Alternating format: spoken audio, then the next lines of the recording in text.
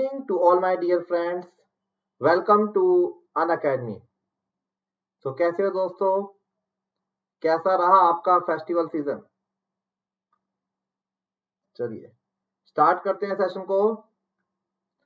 आ जाइए अब लोग, खत्म होगा त्योहार का time and this is the last recorded video of the session and after that कल से हम लोग आएंगे लाइव आपके सामने। तो स्टार्ट करते हैं दोस्तों सेशन। मैं आपका दोस्त ऐश्वर्य पढ़ाता हूँ आपको गेट ईएससी के लिए। I have done my MTech from IIT Delhi and BTech from Jamia Millia Islamia. Okay. 4 times I have qualified GATE with my best AI 226 and I do have 6+ years of teaching experience and 2 years of industrial experience. और ये वो subject है दोस्तों जो मैं आपको पढ़ाता हूँ Unacademy official YouTube channel, Unacademy special classes as well as on Unacademy Plus, theory of structure, RCC, geotechnical engineering and strength of material. And my dear friends, this is a code which you have to apply before buying any Unacademy Plus subscription. Okay, #10. So this is the universal code at Unacademy. It is the universal code at Unacademy.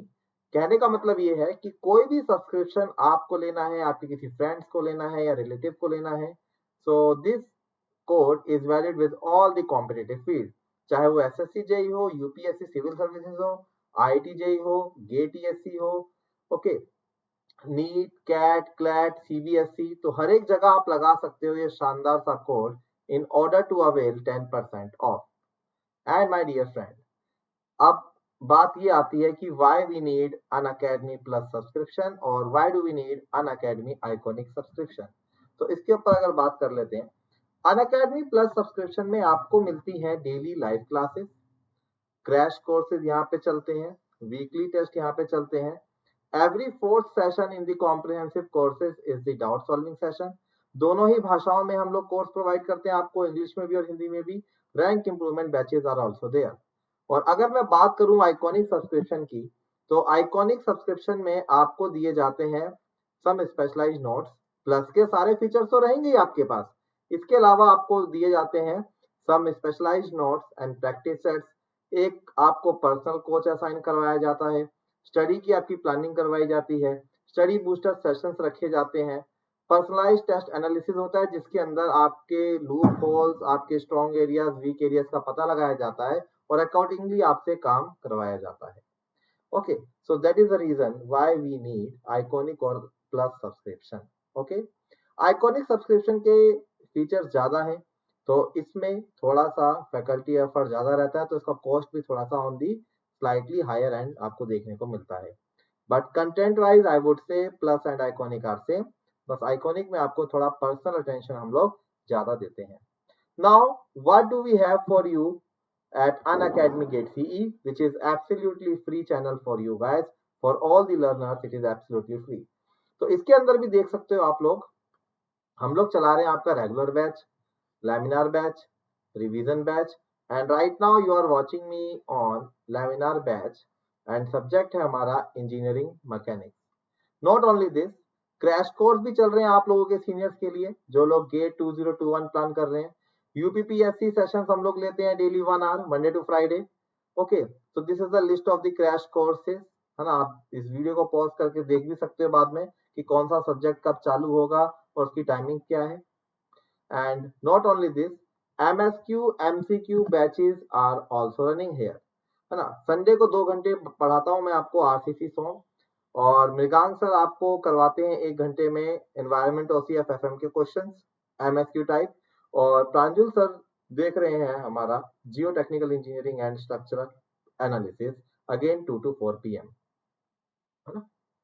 चलिए, सो announcement is this, एक good news आपके लिए है कि this is the last recorded session. कल से हम लोग मिलेंगे आपको live at Unacademy Gate CE. Clear है कि नहीं है. और स्पेशल क्लासेस के रूटीन भी आप लोग चेक करते रहिए हमारे. You can follow all of us at Unacademy, और you can say at Unacademy platform, learning platform. तो आप हमें फॉलो कर लीजिए, आपको हमारी क्लासेस के अपडेट्स मिलते रहेंगे which we have kept free of cost. Okay, now welcome to engineering mechanics lecture number 9 and today we are just studying the continuation of internal and external forces in the form of trusses. बहुत important chapter है ये, आपका directly ये course में नहीं है but indirectly it is being asked in some, in structure, तो इसलिए मैंने इसके ऊपर एक सेपरेट सेशन रखा है।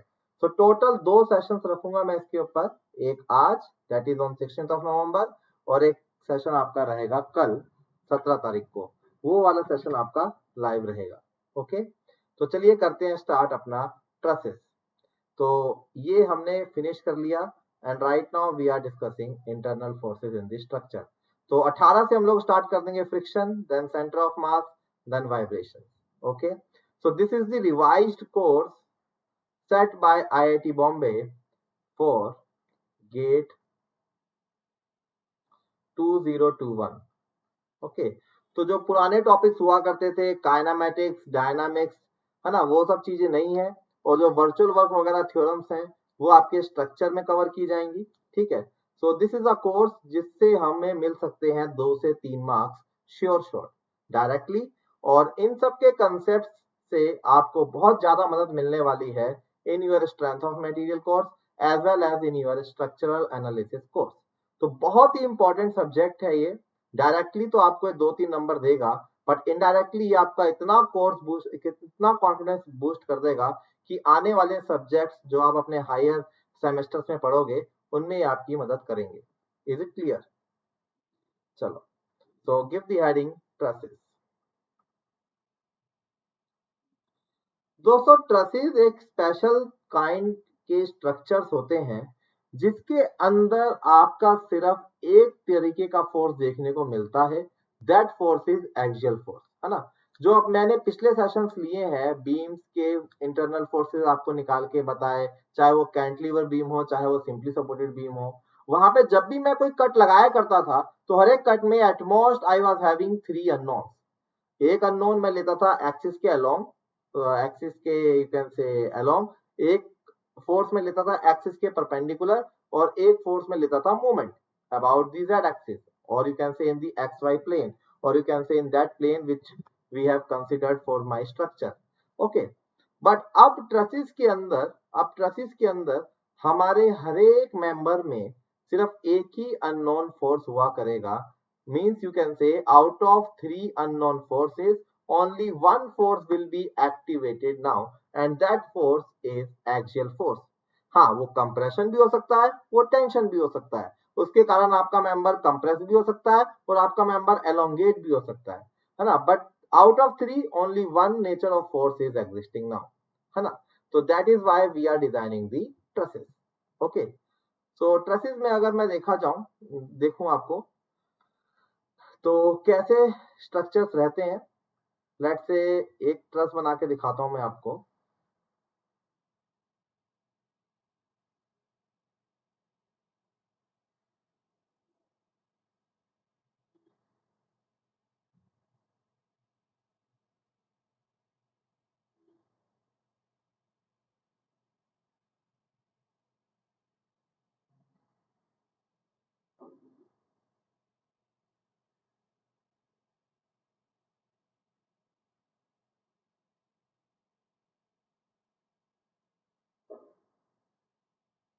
ओके, कुछ इस तरीके का स्ट्रक्चर है ये है मेरा ट्रसेस का internal frame and that is kept over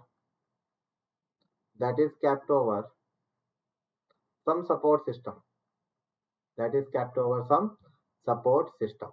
okay, तो देखो यहाँ पे पहली बात तो ट्रसेस का डिजाइनिंग ही कुछ इस तरीके से किया जाता है कि हमारे पास मेंबर्स के अंदर सिर्फ आपको एक ही नेचर का फोर्स दिखाई दे। तो उसके लिए हर एक जॉइंट जो होता है ट्रस का दैट इज हिंज सपोर्ट, हर एक जॉइंट आप हमारा क्या रहेगा, हिंज सपोर्ट, ताकि आपके सिस्टम में ट्रांसवर्स लोडिंग के कारण कभी भी मूवमेंट जनरेट ना हो। इसके अलावा भी ये ध्यान रखा जाता है कि हर एक जॉइंट पे ही आपका फोर्स अप्लाई हो, है ना। अगर देखो जैसे अगर आपने लोड लगाया है यहाँ पे तो ठीक है, ये फोर्स जॉइंट टू जॉइंट या जॉइंट टू जॉइंट ट्रांसफर हो गया, पर सपोज करो इसकी बजाय अगर आपने ये लोड यहाँ लगाया होता तो ये मेंबर में आपका बेंडिंग आ जाता और ट्रसेस के अंदर हमें बेंडिंग पसंद नहीं है, तो that is why we are never going to apply my load on in between the members. It will always be applied at the joint of the members. Okay, पहली बात, ठीक है, तो यहां से हमने बाइंडिंग बचाई। दूसरा ये देखो कि अगर मेरे पास कोई जॉइंट रिजिड हो तो मैं यहां लोड लगाऊंगा, still due to this some movement will be creating here, clockwise movement यहां भी आ जाएगा, है ना। बट अगर मैं इसको हिंज रख दूंगा तो इस लोडिंग के कारण इस वाले मेंबर का कोई लेना देना नहीं है, it will be free from the bending. Okay, so this is the second thing, means all the loading we have to applied at joints only. पहला क्या था, all the joints must be hinge connected और pin connected. तीसरा assumption ये रखते हैं हम truss को एनालाइज करते वक्त या डिजाइन करते वक्त कि इन मेंबर्स का जो सेल्फ वेट है, इन मेंबर्स का जो सेल्फ वेट है that is very very less, or we can simply ignore the self weight of the member, because due to self weight again bending consideration may come into the picture, but we do not want bending in the analysis as well as in the design of trusses. तो तीसरा assumption आपका रहेगा कि all the weight of the truss members are weightless. Okay, now the fourth assumption, final assumption, कि जितने भी members आपको यहाँ दिखाई दे रहे हैं they are perfectly straight, they are perfectly decided as per the size. मान लीजिए कि इन दो joints के बीच में अगर distance 3 मीटर है, so I have to provide only 3 meter long section. If I am going to provide 5 or 3.2 meter long member, in that case यहाँ पे फिट होने के कारण it may again tend to some buckling. और buckling का मतलब क्या है, bending. Bending का मतलब क्या है, bending moment will again come into the picture. Okay, so इन सब बातों का हम लोग रखेंगे ध्यान whenever we have to design our trusses. So let me write all the assumptions here. So assumptions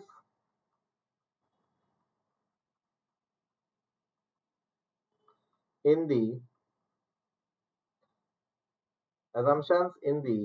analysis of trusses, assumptions in the analysis of trusses.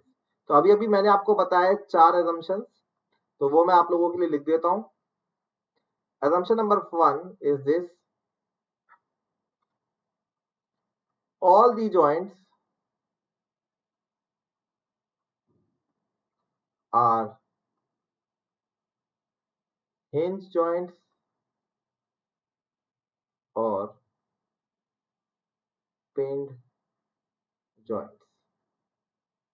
ठीक है। second assumption, all the loading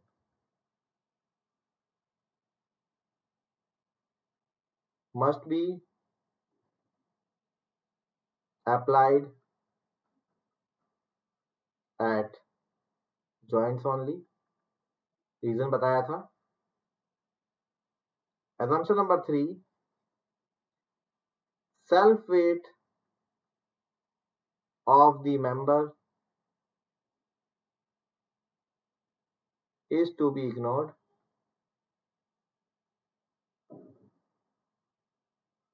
और fourth assumption आपका हो जाएगा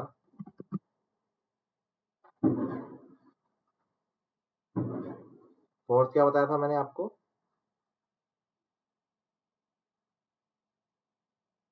member should be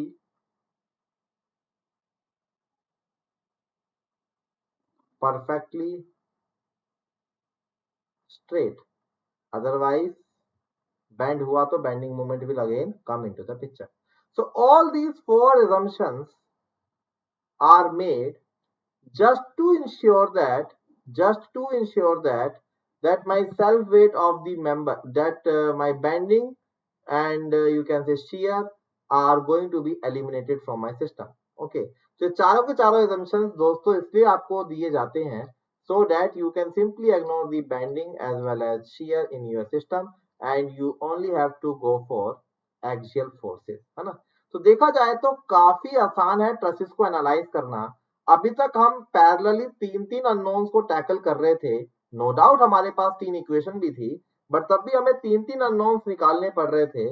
but trusses are the special type of structure in which we only have to worried about only one unknown forces and that unknown force is axial force. Is it clear to all my dear friend? Is it clear? चलिए अब बढ़ते हैं थोड़ा सा और आगे, ठीक है। तो चाहो तो लिख लो, नोट करके लिख लो। above assumptions are made, above assumptions are made just to ensure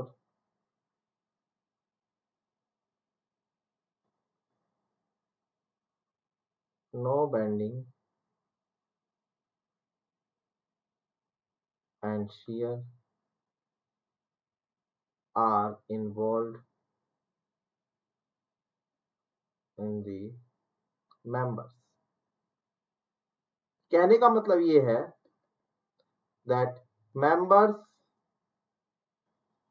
are only going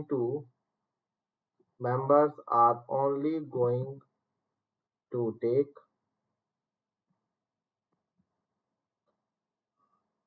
axial force। Is it clear? Members are only going to take axial forces। चलिए ये तो हमें समझ में आ गया, ठीक है। कि अब क्वेश्चन आपके दिमाग में ये भी आ रहा होगा कि सर क्या दिक्कत है हमें बेंडिंग से, क्या दिक्कत है हमें शियर से, क्यों हमें सिर्फ एक्सियल फोर्स ही चाहिए, है ना। बीम्स भी तो आपका काम कर रही थी, कॉलम्स भी तो आपका काम कर रहे थे, बट क्यों हम ऐसा स्ट्रक्चर चाहते हैं जिसपे सिर्फ और सिर्फ एक्सियल फोर्स आए, बाकी के फोर्सेस ना आए। This is very very important and as well as interesting question, है ना, कि ऐसा क्यों होता है। तो टेल मी, क्या आपको लगता है इसके पीछे की क्या मिस्ट्री रही होगी that we guys are only interested in axial forces? Okay, तो देखो होता क्या है, मेरे पास सपोज करो ये पेन है, let's say this is a pen and I want to utilise this pen fully effectively. एकदम से मैं इसको इफेक्टिवली यूज करना चाहता हूँ। ये पेन में समझो ये कोई मेंबर समझो, लेट्स से स्टील का मेंबर, एल्यूमिनियम का मेंबर, कोई भी मेंबर है, इसको मैं इसके 100% पे यूज करना चाहता हूँ। मैं चाहता हूं कि इसके ऊपर अगर लोड लगे तो ये मैक्सिमम लोड को बचा पाए। क्लियर है? तो ये मैं चाहूंगा कि यार इसके ऊपर अगर लोड लगा के इसको तोड़ रहा है ना, तो यार वो लोड इसकी एक्सिस के अलोंग लगाए, ताकि मुझे पता है कि इसको कंप्रेस करके या खींच के तोड़ना मेरे लिए मुश्किल है। अगर मैं इसको बोलूं कि यार तोड़ना है, तो हर कोई इसको बैंड करके तोड़ने की कोशिश करेगा, कोई भी इसको खींच के या दबा के तोड़ने की कोशिश नहीं करेगा। हर कोई कोशिश करेगा कि इसको बैंड कर दो, तोड़ दो, मतलब इसके अंदर बैंडिंग मूवमेंट ले आओ और आप इसको तोड़ दो, ठीक है। But if I want to utilise this material fully, then I will be thinking, और मेरी थिंकिंग ये होगी कि load must be acting on its line of axis. तो यही वजह है कि जब भी हैवी हैवी स्ट्रक्चर्स हम लोग डिजाइन करते हैं, हैवी हैवी लोड्स के लिए जब हम स्ट्रक्चर्स डिजाइन करते हैं, तो कॉस्ट की इकोनॉमी मेंटेन करने के लिए we want our resistive material to be utilised fully. So that is the reason, heavy structure के लिए जब भी आप लोग ट्रसेस डिजाइन करते हो, तो उन ट्रसेस में जो भी मटेरियल आपने अप्लाई किया, वो मटेरियल अपने एक्सट्रीम तक गया फेल होने से पहले। तो ऐसा कब पॉसिबल है? ऐसा पॉसिबल तभी होगा जब आप उसको दबा के या खींच के तोड़ोगे, रेदर देन बेंड करके या शियर से नहीं। So that is the reason why we are preferring only axial forces in the analysis as well as in the designing of trusses। Is it clear to all my dear friends? Is it clear? Now the question is how to obtain these internal forces. Question is how to obtain these internal forces. So in short,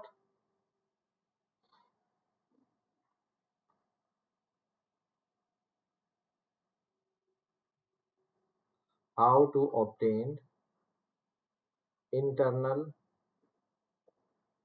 forces, or you can say forces in each member. So for this my dear friend, I am having two ways। पहला, I may apply joint method, जिसको मैं बोलता हूं method of joint। दूसरा, I may apply section method, जिसको मैं बोलता हूं method of section। method of section मैं ऑलरेडी लगा के आपको दिखा चुका हूं। बीम को कट किया किसी भी पॉइंट के अबाउट, वहां पे 3 अननोन मान लिए, फिर उन तीनों के तीनों अननोन को मैंने सॉल्व किया by by using the static equilibrium condition. तो उसी तरीके से आज भी मैं अपने बीम्स को या ट्रसेस को क्या करूंगा, एनालाइज करूंगा। क्लियर है कि नहीं है? ठीक है। But one more thing my dear friend, जिसकी चर्चा हम स्ट्रक्चर में करते हैं कि ट्रसेस हम सिर्फ स्टेबल एंड डिटर्मिनेट ट्रसेस को सॉल्व करेंगे। स्टेबल एंड डिटर्मिनेट ट्रसेस को हम लोग सॉल्व करेंगे, है ना। तो आपका ट्रस स्टेबल कब होगा? For stability of truss, for stability of trusses, my dear friend, you can say that the number of member plus reaction must be equal to 2j। ये मैं 2D ट्रस की बात कर रहा हूँ, 2D ट्रस, और यू कैन से planar truss.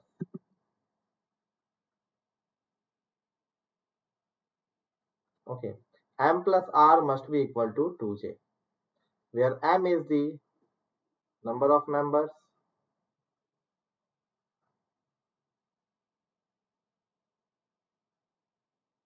r is the number of reaction, j is the number of joint। For example इसी को देख लेते हैं जो अभी हमने बनाया है। ये ट्रस देखिए, यहाँ पे अगर मैं आपसे पूछूंगा that how many members are here, तो total number of members are is equal to 1 2 3 4 5 6 7 8 9 10 11 12 13। How many reactions are there? एक आपको ये लास्ट क्लास में टेबल बनवाया था, 1 2 3, तो total reactions are how many? 3। Now how many joints are there? Joints are 1 2 3 4 5 6 7 8। So just calculate m plus r minus 2j. So this is equal to 13 plus 3, it is 2 into 8. So condition satisfied. It means इस truss का analysis हो सकता है, इस truss का analysis हो सकता है ना। So I can say here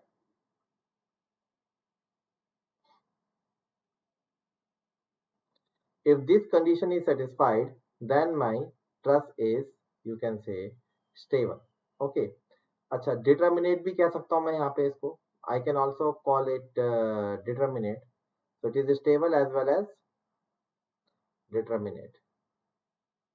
determinate का बहुत सिंपल सा फंडा है, these are total unknowns and these are total known condition। so if number of unknown is equal to the number of known condition, then my structure is known as determinate, है ना। But कोई अगर आपसे पूछता है that I have j number of joints, for j number of joints, how many members must be there if my internal structure is to be determinate, or you can say stable? So for stability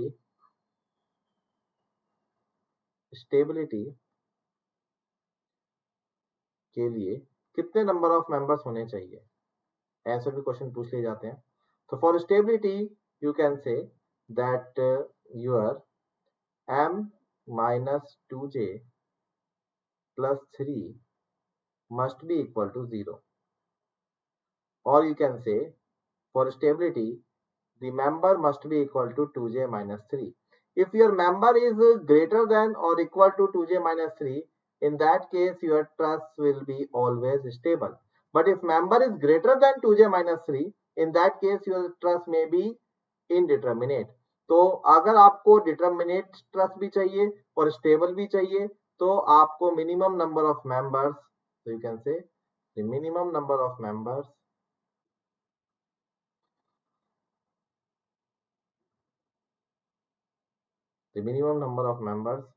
required for stability is 2j minus 3, 2D trust के अंदर, 3D की बात नहीं कर रहा हूं मैं, 2D के अंदर you will be needing 2j minus 3 number of member, है ना। तो आप यहाँ पे ये भी देख सकते हो कि अगर आपके पास 3 जॉइंट्स हैं, तो इस 3 जॉइंट में अगर आपको कोई ट्रस्ट बनाना है, then how many numbers you would be needing, 2j minus 3, so 2 into 3 6, 6 minus 3 3, तो सही बात है। अगर आप 3 मेंबर बनाओगे यहाँ पे, so for M3 J3 M is also coming out to be 3। Suppose अगर मेरे पास 4 ऐसे जॉइंट्स हो, अब मुझे ट्रस्ट बनाना है, तो अगर मेरे पास 4 जॉइंट्स हो, तो स्टेबिलिटी के लिए कितने मेंबर चाहिए मेरे को, 2j माइनस 3, तो 4 दूनी 8 minus 3 5, so I would be needing how many members, 5 members। देख सकते हो आप, 1 2 3 4, इतने में स्टेबल नहीं है, क्योंकि अगर आप यहाँ से कोई लोड लगा दोगे तो ये डिफॉर्म हो जाएगा।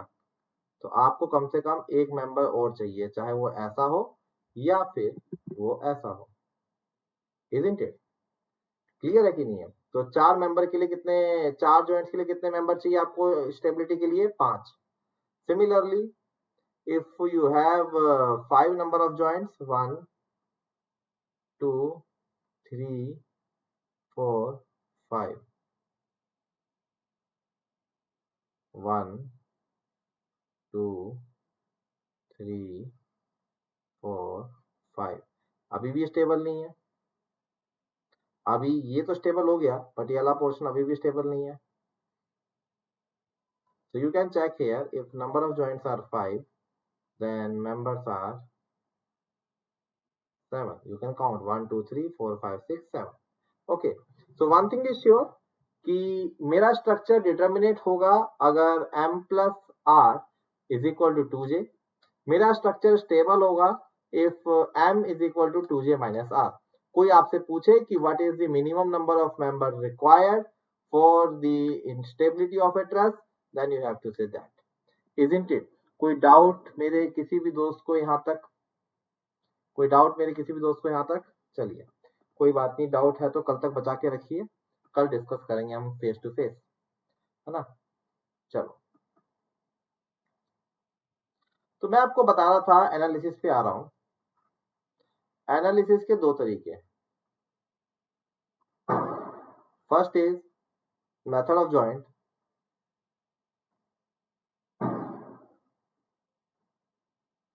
Second is method of section, method of joint and method of section. ये 2 तरीके से हम लोग अपने ट्रस्ट को कर सकते हैं एनालाइज। ओके, अब देखो,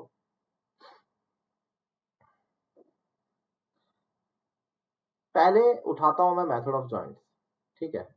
मेथड ऑफ जॉइंट्स कुछ भी नहीं, इस मेथड ऑफ जॉइंट्स के कारण ही मेरा मन हुआ आपको ट्रेसेस इस सीक्वेंस में डालने का, otherwise it is not clearly mention in your syllabus. But किस तरीके से हम फोर्स वेक्टर को रिजॉल्व करना सीखे हैं, और किस तरीके से हम उसको अप्लाई करेंगे यहाँ पे, या किस तरीके से हम अपने सेक्शंस को काट के अननोन फोर्स निकालना सीखे हैं, उसको हम यहाँ पे अप्लाई करेंगे। So trusses are the perfect application of joint method as well as method of section. So that is the reason, इसलिए मैंने ये टॉपिक आपको यहाँ पे रखा है, ठीक है। साइन कन्वेंशन की बात करें तो साइन सिंपल है। अगर मैं साइन कन्वेंशन की बात करूं,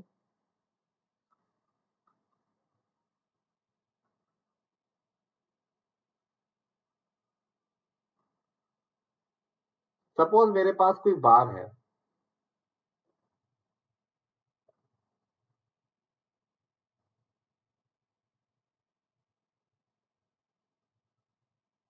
और इस बार के ऊपर मैंने लगाया कोई फोर्स, ओके, मैंने लगाया कोई फोर्स, नीले रंग से लगाते हैं।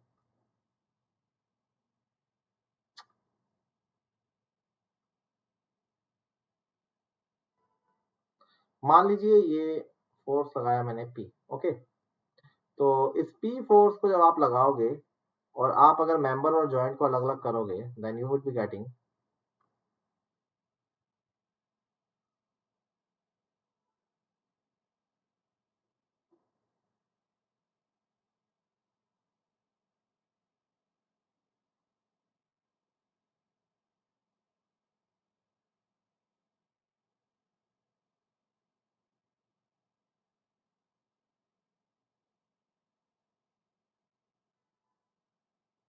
ओके, तो दोस्त अगर किसी भी मेंबर के अंदर एक पुलिंग फोर्स लगे, एक टेंसाइल फोर्स लगे, तो उसके कारण आप देख सकते हो कि whether it is your member और it is joint, so both of them are going to carry tensile forces.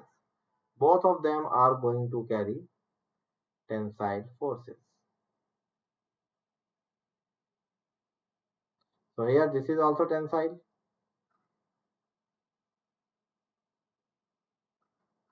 This is also tensile.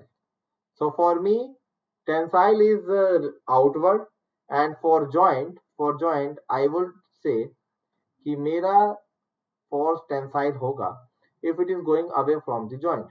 Or you can say if this is a vector, this is the head of the vector and this is the tail of the vector. तो अगर मेरे vector का tail joint पे आता है, then it is tensile, isn't it? Similarly, vice versa देख लेते हैं, results आपको पता ही होंगे.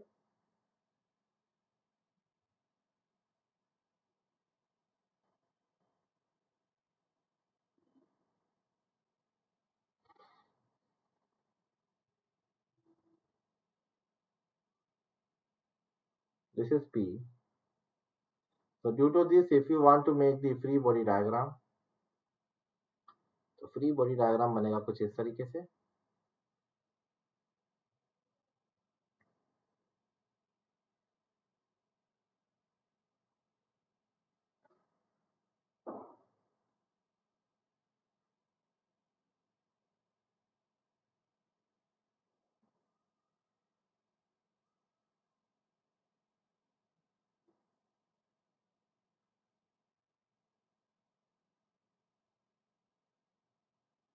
ओके, कुछ इस तरीके से लगेगा ये आपका फोर्स, और you can draw it like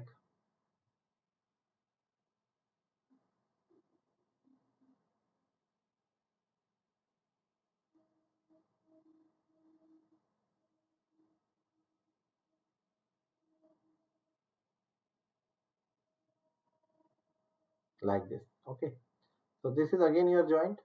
तो आप देख सकते हो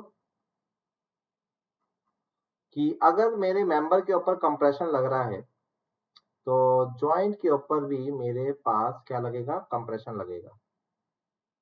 तो दोस्त बस मैं बोलना चाहता हूं कि tension is always creating tension, whether it is member और it is joint. Compression is always creating compression, whether it is a case of member or it is a case of joint. तो अगर joint पे आपको tension दिखाना है, देखो method of joint में आपको पढ़ाने वाला हूं, तो जॉइंट को समझना बहुत जरूरी है. तो whenever I have to show any tensile force on my joint, then I have to keep tail of the vector at joint. And whenever I have to show compressive force on a joint, in that case I have to keep head of the vector on my joint. ठीक है? Or you can say outward going force is creating tension on the joint, and inward force is creating compression on the joint. Okay, so this is very very important to learn. So I can say here tensile forces are going away from the joint,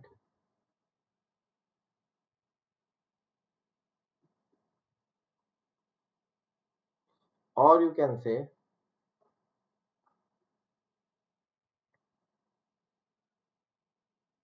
tail of force vector will come at, or we can say tail of force vector will come at joint. Similarly, compressive forces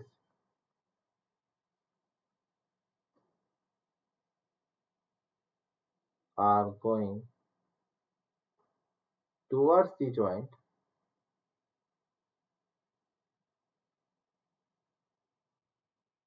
or you can say head of the force vector will come at joints. ठीक है, तो अब मैंने आपको basics में कर दिया expert, है ना। अब मैंने आपको बेसिक्स में कर दिया एक्सपर्ट।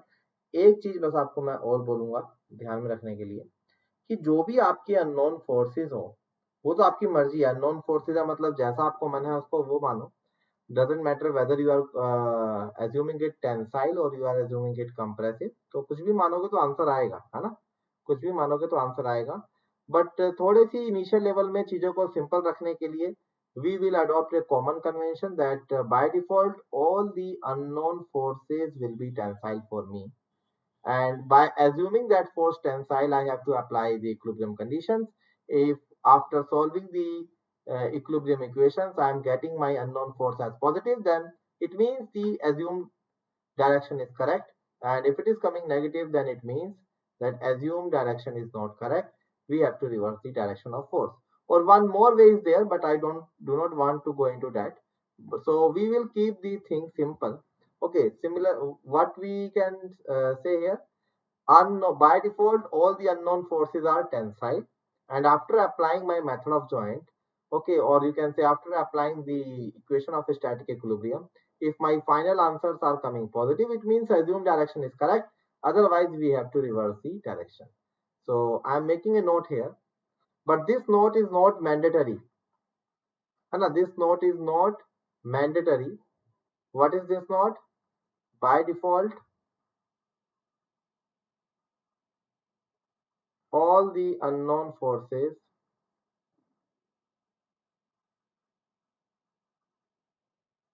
are tensile. जब आप थोड़े एक्सपर्ट हो जाओगे ना तो आपको खुद ही नेचर समझ में आने लग जाएगा कि हाँ यार इस बार इसका नेचर कंप्रेसिव है या इस बार इसका नेचर टेंसाइल है ना। अभी भी मैं आपको बता सकता हूँ बट थोड़ा सा कॉम्प्लिकेट हो जाएगा, है ना। तो मैं चीजों को सिंपल रखने की कोशिश करता हूँ आप लोगों के सामने हमेशा, है ना। और वो सब चीजें तो खुद आपसे सेल्फ इंट्यूशन से आ जाएंगी, डेवलप हो जाएंगी। तो अभी मैं चीजों को रखता हूँ एकदम स्ट्रीमलाइन लैमिनार तरीके से, है ना, जो अपने बैच का नाम है। चलिए, तो जरा मैं क्विकली रिवाइज कर लूं मैंने अभी तक क्या क्या देखा। मैंने अभी तक देखा कि एनालिसिस मैं जब ट्रस्ट का करूंगा तो वो स्टेबल और डिटर्मिनेट होना चाहिए। एनालिसिस करने के दो तरीके होते हैं, method of section and method of joint. Stability के लिए m प्लस आर और you can say m is equal to j minus 3।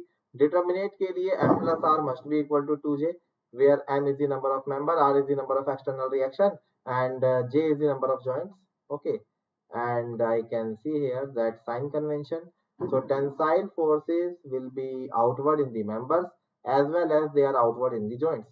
Similarly, compressive forces are inward in the member as well as they are inward in the joints. Okay, so by this we can analyze our trusses, और बहुत ही easily आप लोग इसको आप analyse कर ले जाओगे। इसके आगे मैं जो भी कुछ आपको बताऊंगा आपको कुछ भी नया नहीं लगेगा, वही स्टैटिक इक्विलिब्रियम इक्वेशन है, उसी तरीके से एक्सटर्नल फोर्सेस निकलेंगे, उसी तरीके से फिर आप इंटरनल अननोन फोर्सेस निकालोगे। तो वही करते जो अभी तक करते आए हैं वही यहाँ पे भी हमें करना है। ओके, सो सी हियर,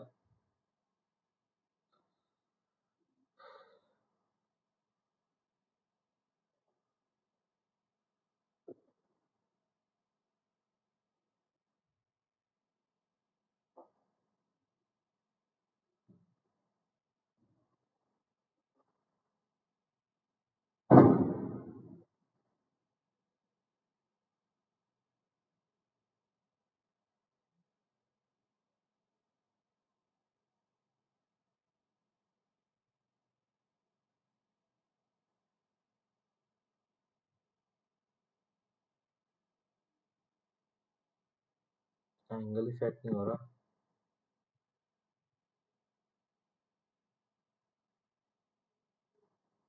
और ये ले लिया मैंने फोर्स रिएक्शंस।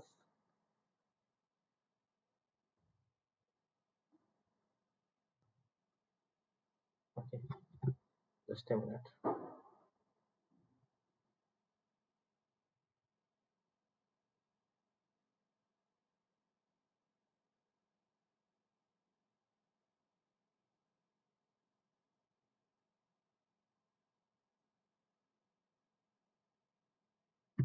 ओके, यहाँ पे ले लीजिए आप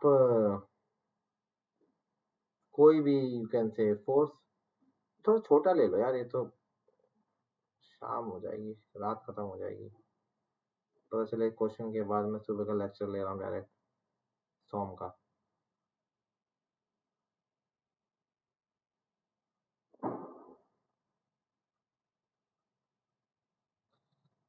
यहाँ लगा लीजिए कोई फोर्स,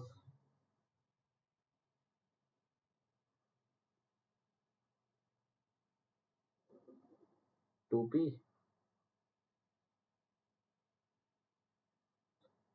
50 ले लो, 50 किलो न्यूटन, और ये ले लो आप, कितना लोगे, चलो 40 मान लो। लेंथ मान लो इसका ए, ये भी लेंथ मान लो ए। Okay, so horizontal vertical lengths are AA and diagonal, you know that this angle will be 90 degree, तो 45 degree, तो ये हो जाएगा √2a।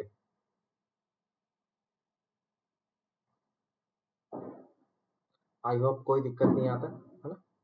चलिए अब देखो, सबसे पहले मैं निकालूंगा यहाँ पे रिएक्शन।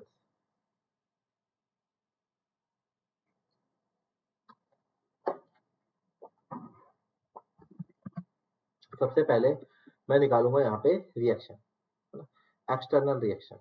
अच्छा, विजुअली इंस्पेक्ट करना तो देख लो, यहाँ पे जॉइंट्स कितने हैं, जॉइंट्स यहाँ पे हो जाएंगे 1 2 3 4 5 6, मेंबर्स कितने हो जाएंगे 1 2 3 4 5 6 7 8 9, और रिएक्शन कितने हो जाएंगे 3, 1 2 3। तो m plus are minus 2j अगर आप करते हो, m plus r no minus m plus r, और ये हो जाएगा आपका -2j। जॉइंट 6 है, 1 2 3 4 5 6, मेंबर्स 1 2 3 4 5 6 7 8 9, रिएक्शंस 3 है, ठीक है। So m plus r is equal to 2j करो, m प्लस आर 12 12, ठीक है। m plus r is 12, 2j is also 12, all right. And what about you can say internal stability, your m must be equal to 2j minus 3, so 9 is equal to 2 into 6, 12 minus 3, 9, 9 is equal to 9. So both the criteria are passed here. Okay, so now see, there are total 3 reactions at max, first, second and third. Okay, so नाम दे देते हैं, इनका नामकरण कर देते हैं। ये हो गया आपका ए, ये हो गया आपका बी, ये हो गया आपका सी, ये हो गया डी, ये हो गया ई, ये हो गया आपका एफ, ठीक है। तो R A, R B, H A. If you are applying summation of fx is equal to 0, then ha is equal to 0. If you are applying summation of fy is equal to 0, then ra plus rb is equal to 90. If you are doing summation of mz is equal to 0,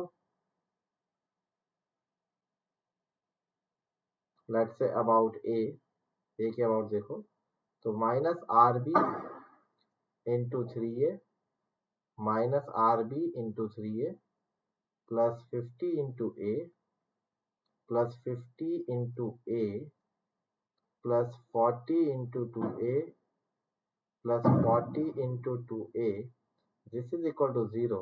तो यहाँ से आपको पता चला कि 50 80 130 a is equal to 3 R B A, तो A और ए cancel, तो ये हो जाएगा आपके पास कितना 60, इसको 60 मान लो यार, कैलकुलेशन थोड़ी आसान हो जाएगी।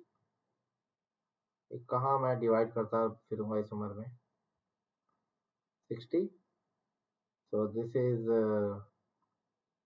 100,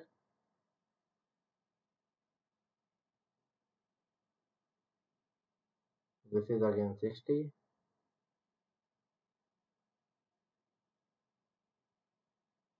तो हो जाएगा 60 और 80 हो गया आपका 140। लो अभी भी कौन सा कुछ हो गया, अभी भी कुछ नहीं हुआ। जब कुछ हुआ ही नहीं तो भाई सेम ही रहने दो, ठीक है। तो आरबी का वैल्यू हो गया कितना, आरबी का वैल्यू हो गया 130/3। तो आर ए का वैल्यू कितना हो जाएगा, आर ए का वैल्यू हो जाएगा 90 माइनस 130/3, 270। 270 में से 130 गए, 200, 140, है ना। क्लियर है कि नहीं, is it clear to everyone, कोई डाउट किसी को यहाँ तक। So R A and R B are known to me, R A and R B are known to me. तो सबसे पहला काम ये रहेगा आप लोगों के पास कि you guys have to obtain the external reaction, है ना। आप कर लेना, सबसे पहले आप एक्सटर्नल रिएक्शन निकाल लेना। कुछ स्ट्रेसेस ऐसे भी होते हैं जिसमें बिना एक्सटर्नल रिएक्शन निकाले यू कैन प्रोसीड, है ना। आपको कोई ना कोई जॉइंट मिल जाएगा जहां से आप प्रोसीड कर सकते हो। बट जनरल एक रूल बना लीजिए, जनरल एक अप्रोच फॉलो कीजिए, जिसमें first of all you guys are finding the number of external all the external reactions by using the equation of static equilibrium। तो पैरेलली ना मैं यहाँ पे स्टेप्स भी लिखता रहता हूँ, स्टेप्स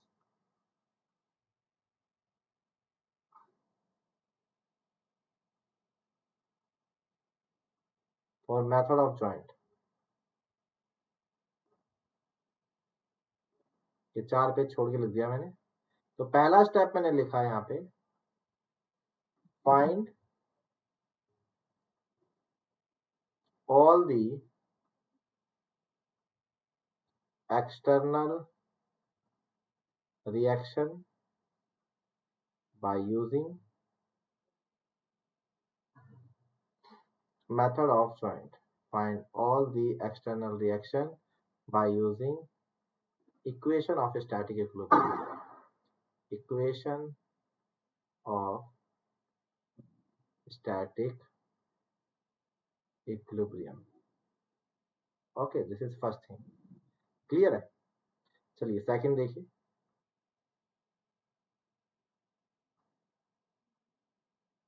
तो ये तो मेरे पास आ गई है ना। अब आप इस ट्रस को दोबारा बना सकते हो, अब आप इस ट्रस को दोबारा यहाँ पे बना सकते हैं आई थिंक, है ना। तो अगर मैं इसको दोबारा बनाता हूँ, दोबारा बनाऊं क्या, चलो बना ही देता हूँ, जुगाड़ करके यहीं से निकाल लेता हूँ इसको।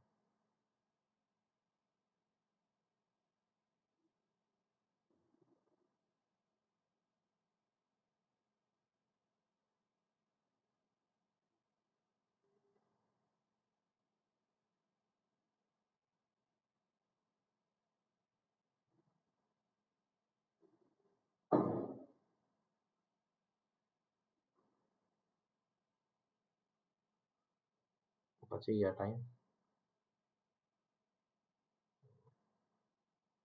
ये था आपका ए, सी, डी। ये रिएक्शंस आपने निकाली कितनी, this reaction was coming out to be 140/3, और ये है आपका 130/3, 130/3।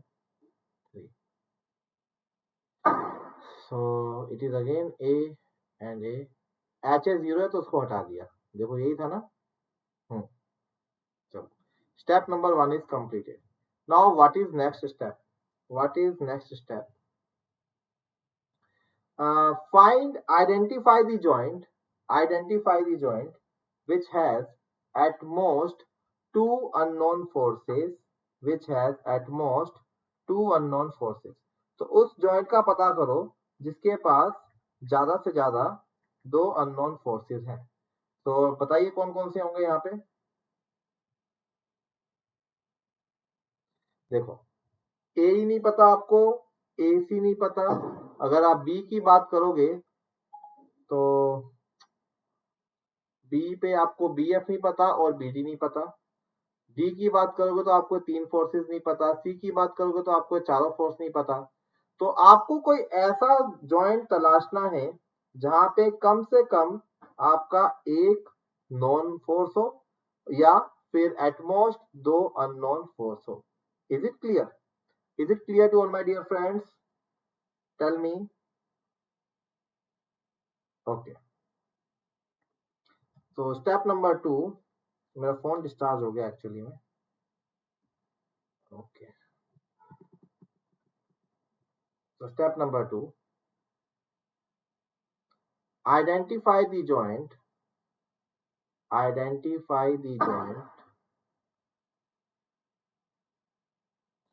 which has at most 2 unknown forces. Okay, which has at most 2 unknown forces, isn't it? ठीक है। अब नेक्स्ट थर्ड स्टेप, जो भी जॉइंट आपने तलाशा है यहाँ पे, जैसे मान लो मैं ए के साथ जाना चाह रहा हूँ which is having this angle as 45 degree, तो आप उस जॉइंट का सबसे पहले बनाओगे फ्री बॉडी डायग्राम, है ना। तो स्टेप नंबर 3 रहेगा मेरे पास, जैसे आपने ए को पकड़ा तो ए का आपने बनाया फ्री बॉडी डायग्राम, तो this is A joint. Okay, and यहाँ पे you are have this force A,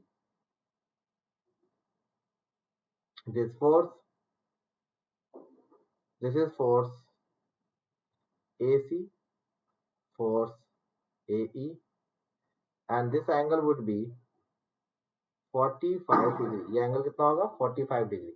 And after writing this, you have to use the equilibrium conditions.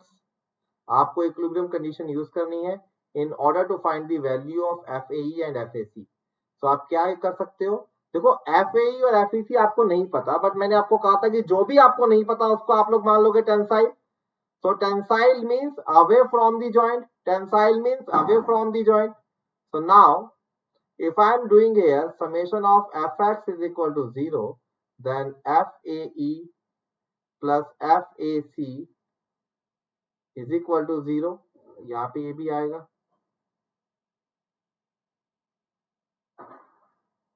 And if we are doing summation of Fy is equal to 0, then you can say 140 by 3 plus FAE sin 45। नहीं यार, concentration नहीं बन रहा है। See here, summation of Fy is equal to 0 अगर आप करते हो, then FAE sin 45 plus 140 by 3 is equal to 0. So FAE is equal to 140 root 2 by 3. And after that, if we are applying summation of Fx is equal to 0, okay, तो आप लिखोगे FAE cos 45 plus FAC is equal to 0. तो FAE आ जाएगा मेरे पास 140 by 3 negative. So FAE is actually negative and by default हमने इसको माना था टेंसाइल पॉजिटिव, है ना। तो अगर ये नेगेटिव आ गया then FAE is going to carry compressive forces and FAC is going to carry positive means tensile forces. So reality में this member will be carrying 140 by 3 compression and this member would be carried 140 root 2 by 3 tension. Okay, so this is the approach. So we have to say step number 3 will be draw the free body diagram,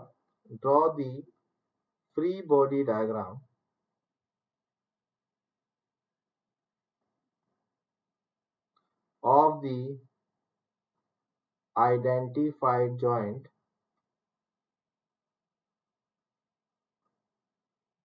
and find the unknown forces by using method of, or you can say the by using summation of fx is equal to 0।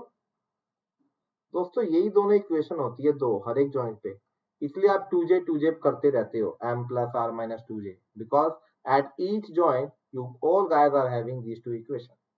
okay, now final step is simply just proceed, you can proceed now to E because E पे अब ये दो ही unknown बचे हैं। AE force आपको पता है तो AE वाला फोर्स आप E पे लगा के EF निकाल सकते हो, EC निकाल सकते हो।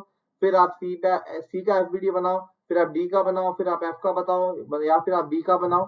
तो आप इस तरीके से पूरे के पूरे ट्रस में प्रोपोगेट कर सकते हो। So my last step would be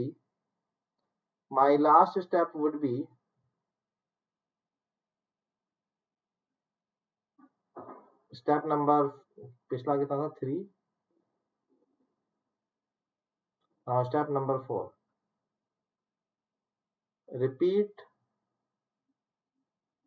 the process until all unknowns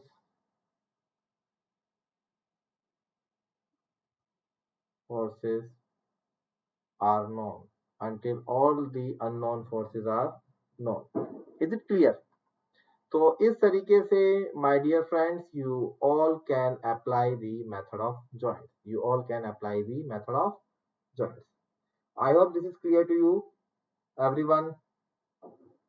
ठीक है, तो ये 4 स्टेप्स, गिनती के 4 स्टेप्स आपका काम कर देंगे। ठीक है, चलिए तो इस क्वेश्चन को कल कंप्लीट करेंगे और कल और क्वेश्चन भी कराऊंगा और फिर आपको मेथड ऑफ सेक्शन से भी इस पे एनालाइज करवाऊंगा।